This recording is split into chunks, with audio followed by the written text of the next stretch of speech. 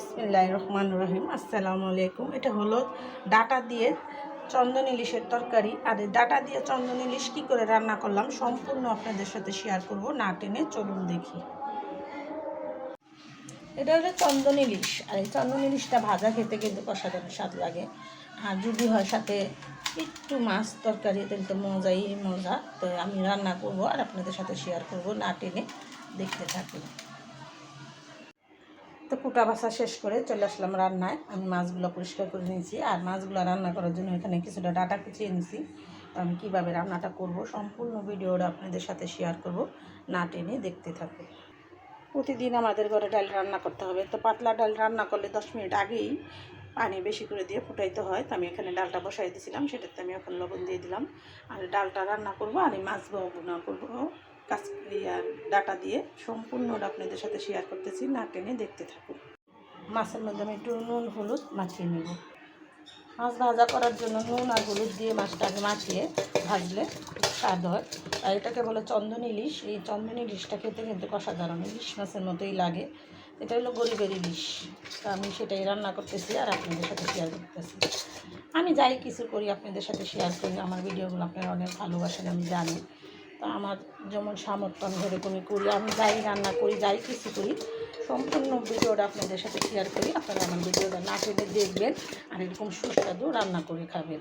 তো মাছগুলো ভাইজা নিব। এখন হয়ে গেছে আমার হলুদ নুন মাখানো। মাছটা আমার হলুদ মাখা হয়ে গেছে। এখানে আমার ডালটা হয়ে গেছে। আমি ডালটা এখন তেলানি দিব। ডাল তেলানি দেওয়ার জন্য আমি এখানে পেঁয়াজ আর রসুন দিয়ে দিলাম। ডালের মধ্যে আপনারা বাগারের সময় যদি পেঁয়াজ আর রসুন দিয়ে ডালটা বাগার দেন, খেতে খেতে অসাধারণ স্বাদ। আপনারা যারা পাতলা ডালে পেঁয়াজ রসুন দিয়ে বাগার দেন না, একবার হলো বাগার দিয়ে খেয়ে দেখবেন যে কী মজা। সেটা রান্না করে খাইলে বুঝতে পারবেন যে কী মজা।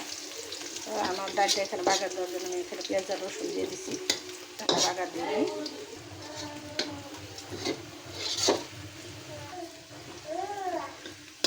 আমার এখানে বাগারটা হয়ে গেছে, আমি এখন দিয়ে দিচ্ছি।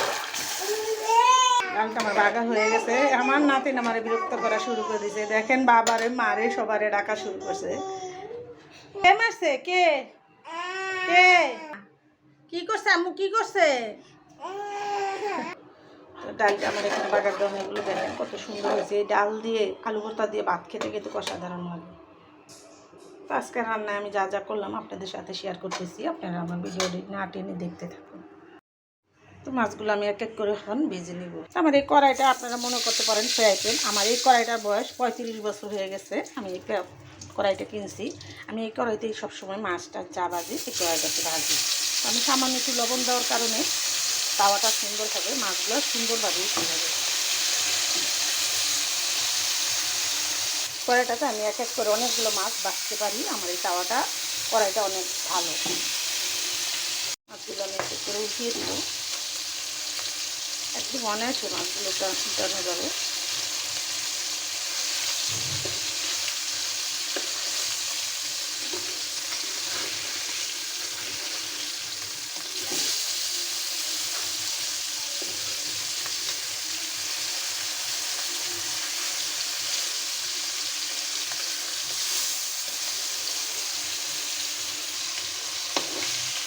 মাছগুলো আমার ভাজা হয়ে গেছে, আমি এক এক করে উঠিয়ে নেব। একদম ইলিশ মাছের মতো স্বাদ। এটা হলো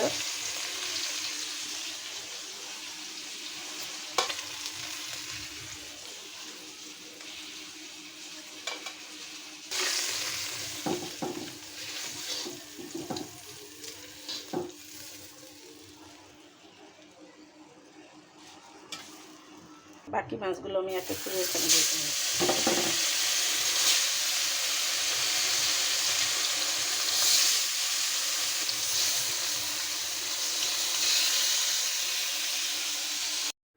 মাছগুলো আমার সম্পূর্ণ ভাজা হয়ে গেছে। আমি এখন কড়াইতেই দিয়ে দেবো পেঁয়াজ, থেতো করা পেঁয়াজ দিয়ে দিলাম, হলুদের ফাঁকি দিলাম, মরিচ বাটা দিয়ে দিলাম, আদা রসুন বাটা। আর আমি সবসময় রান্নার সময় আপনাদের সতর্কবাণী দিয়ে থাকি, চুলার কমিয়ে রান্না করবেন, দুর্ঘটনা দিয়ে করবেন, বেঁচে যাবে হাজার হাজার জীবন, বেঁচে যাবে লাখ লাখ টাকা। আমার এই সতর্কবাণী আপনি মেনে চলবেন। চুলা থেকে একটু দূরে সরে রান্না করবেন। দিয়ে দিলাম স্বাদ মতো নুন। আমি কিন্তু সবসময় তেল কম দিয়ে রান্না করি, তো আমার এখানে আর একটু তেল দিয়ে দিব। সামান্য একটু তেল দিয়ে দিলাম। আর এই মশলাটা আমি ভালো করে একটু কষিয়ে নেব। মশলা যত সুন্দর করে ভালো করে কষিয়ে নেবেন, রান্নার স্বাদ দ্বিগুণ বেড়ে যাবে। আমি সবসময় আমার রান্নার মধ্যে আমি যেইভাবে রান্নাটা করি সম্পূর্ণ ভিডিওটা আপনাদের সাথে শেয়ার করি। আমার ভিডিওগুলো না টেনে দেখে আপনারা একবার হলেও এরকম করে রান্না করে খেয়ে দেখবেন, খেতে অসাধারণ হয়। আমি এখানে একটু পানি দিয়ে মশলাটা ভালো করে কষিয়ে নেব। মশলাটা কষা হয়ে গেছে, আমি এখন ডাটাগুলো দিয়ে দেবো।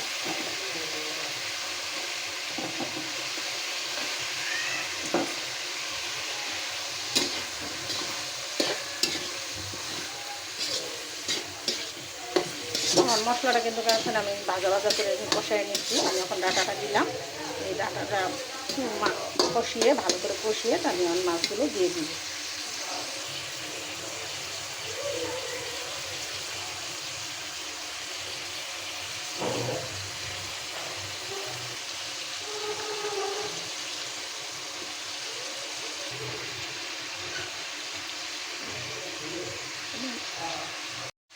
বিসমিল্লাহির রহমানির রহিম। আসসালামু আলাইকুম। তো মাছগুলো আমার দেওয়া হয়ে গেছে। আমি হালকা একটু ঝুল দিয়ে দিব। হালকা ঝুল দিয়ে আমি মাছটা 10 মিনিটের মতো রান্না করব। তখন আমার ভিডিওটা না টেনে দেখবেন আর একটু সুস্বাদু রান্না করে খাবেন। একটা কাঁচামরিচ, ধনেপাতা। এখন তো ধনেপাতার সিজন না, তার জন্য ধনেপাতাটা একটু কমিয়ে দিলাম। আমার ডাটা দিয়ে সুস্বাদু চন্দন ইলিশের তরকারি। আমি এটা কিভাবে রান্না করলাম, কী কী মশলা দিলাম সম্পূর্ণটাই কিন্তু আপনাদের সাথে শেয়ার করলাম। না টেনে দেখবেন আর এরকম সুস্বাদু চন্দন ইলিশ রান্না করে একবার হলো খেয়ে দেখবেন, খেতে কিন্তু অসাধারণ স্বাদ। তো ভিডিওটা আর বড় না করে আমি এখানে রেখে দিলাম। আসসালামু আলাইকুম।